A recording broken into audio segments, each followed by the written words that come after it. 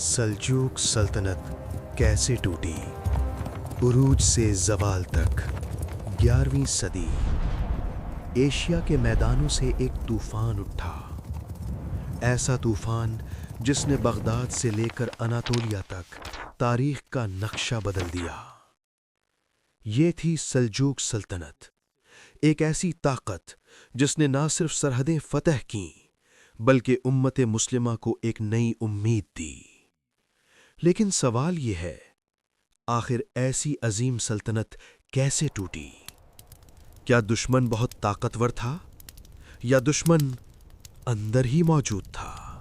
مرکزی ایشیا کے اوغوز ترک قبائل سے تعلق رکھنے والے سلجوقیوں نے 1033 عیسوی میں اپنی بنیاد رکھی۔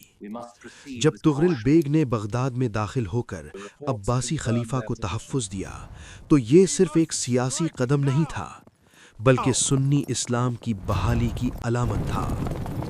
پھر آئے الپ ارسلان، جنہوں نے 1071 میں بازنطینی سلطنت کو شکست دے کر اناطولیہ کے دروازے کھول دیے۔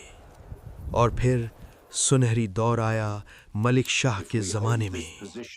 علم، عدل، مضبوط انتظامیہ، وزیر نظام الملک کی حکمت عملی نے سلطنت کو مستحکم بنیاد دی۔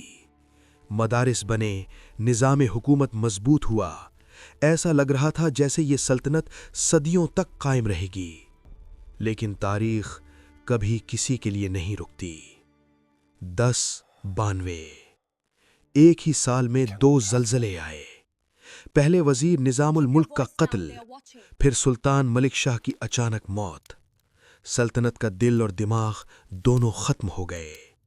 اور یہی وہ لمحہ تھا جہاں سے ٹوٹنے کا عمل شروع ہوا۔ ملک شاہ کے بعد سوال تھا، تخت کس کا ہوگا؟ بیٹے، بھائی، خاندان کے افراد سب اقتدار کے لیے میدان میں اتر آئے۔ مرکزی حکومت کمزور ہونے لگی، ہر صوبے کا گورنر خود مختار بننے لگا۔ جو سلطنت کل تک ایک جسم تھی، آج وہ کئی حصوں میں بٹنے لگی۔ ایران میں الگ حکومت، شام میں الگ، اور اناطولیہ میں قائم ہوئی سلطنت روم۔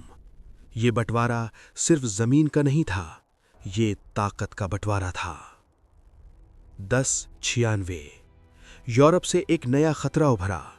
اسے تاریخ میں کہا جاتا ہے فرسٹ کروسیڈ۔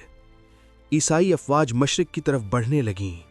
ان کا ہدف تھا بیت المقدس۔ سلجوق پہلے ہی آپس کی لڑائیوں میں مصروف تھے، وہ متحد نہیں تھے اور دشمن متحد تھا۔ 1099 میں یروشلم ہاتھ سے نکل گیا۔ یہ صرف